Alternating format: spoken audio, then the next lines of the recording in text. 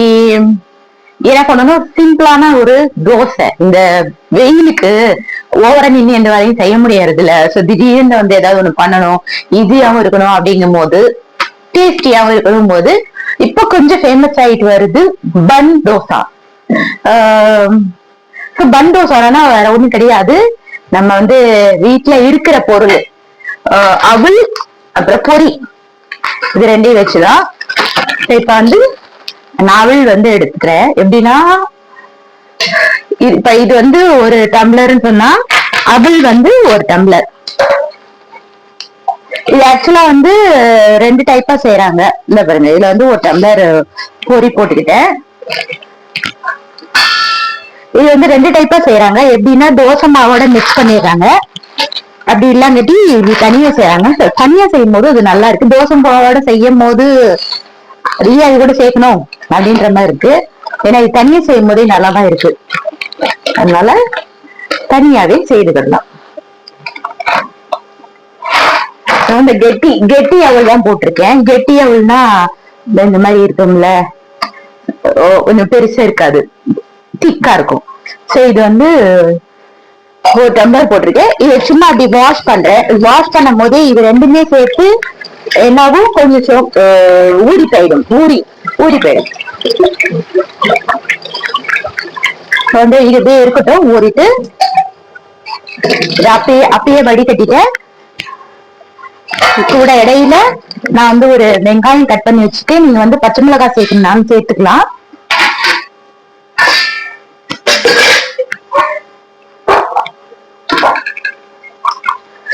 இது கூட நான் வந்து கொஞ்சம் கருவேப்பிலை, சாரி கொத்தமல்லியும் கொஞ்சம் கட் பண்ணி போட்டுக்கிறேன்.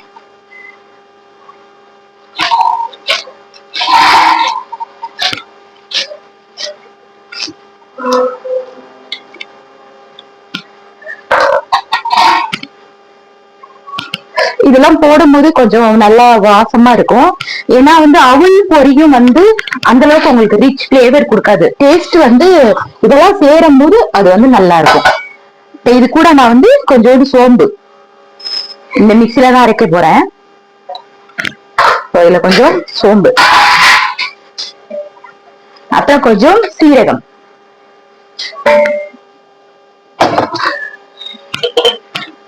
இது கூட கொஞ்சம் மிளகு. இதெல்லாம் ஜஸ்ட் வந்து பிளேவருக்கு.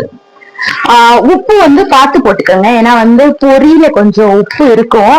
பட் நம்ம வந்து வாஷ் பண்ணிட்டோம் இல்லையா, ஸோ வந்து போயிருக்கோம். இருந்தாலும் கொஞ்சோண்டு போடுங்க. அப்பவுமே டேஸ்ட் பார்த்துட்டு நான் வந்து சேர்த்துக்கலாம்.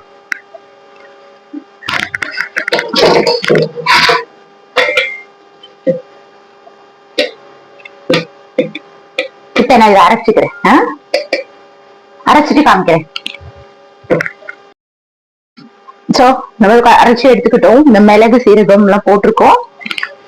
இதுல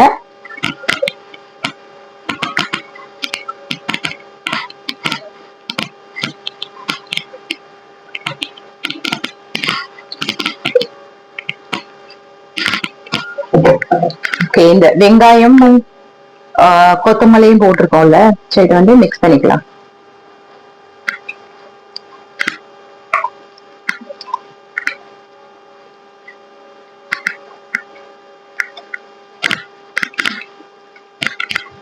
இது வந்து கொஞ்சம் கூட நீங்க தளர்த்தி பண்ணிக்கலாம். இதுல கொஞ்சோண்டு தண்ணி போட்டு நம்ம இன்னும் கொஞ்சம் இதை வந்து லிக்விடா இது தளர்த்தியா பண்ணிக்கலாம்.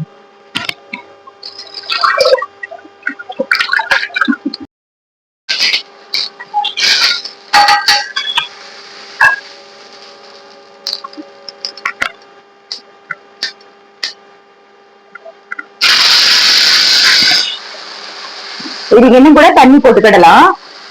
நான் ஓரளவு திக்காதான் ஊத்திருக்கேன்.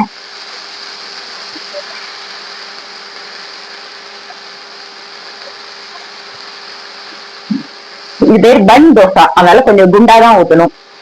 அதனால நான் வந்து தண்ணி இவ்வளவுதான் ஊத்திருக்கேன். நீங்க வேணும்னா நான் கொஞ்சம் தளர்த்தியா ஊத்திக்கோங்க.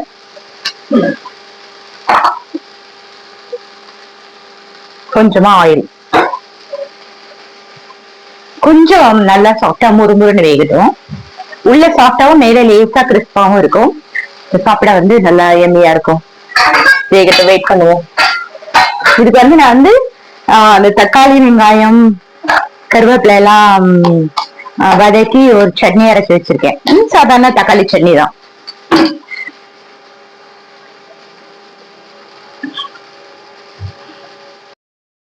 நம்ம இந்த பன் தோசையை திருவி போட்டுக்கலாம்.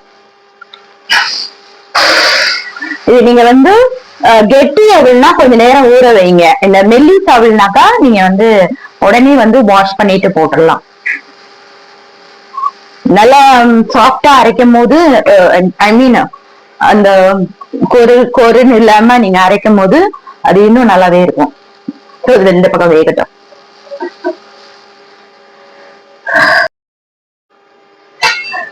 இது வந்து வெந்துருச்சு. இங்க பாருங்களேன், அந்த ஆம்லேட் மாதிரி சாஃப்டா இருக்கு. நான் வந்து அமுக்குறேன், உங்களுக்கு அந்த மாவு எதுவும் வெளியில வரல. நல்லா வெந்துருச்சு. நம்மளோட சட்னியோட டேஸ்ட் பண்ணி பார்க்கலாம்.